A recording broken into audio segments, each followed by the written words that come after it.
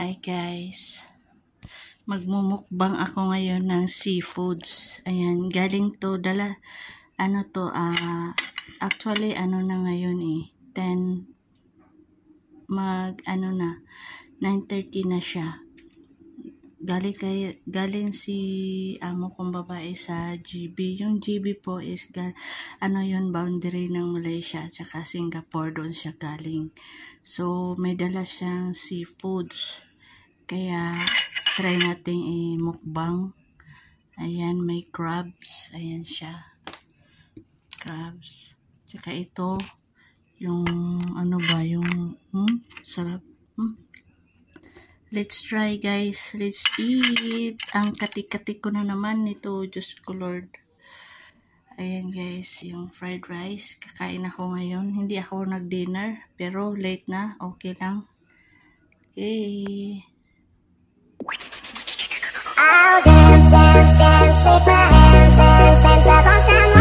C'est très bien, c'est dans la peau, mashallah. On fait le tour du monde, mashallah. T'es pas comme les autres, mashallah. Tu penses à moi, c'est très bien, c'est dans la peau, mashallah.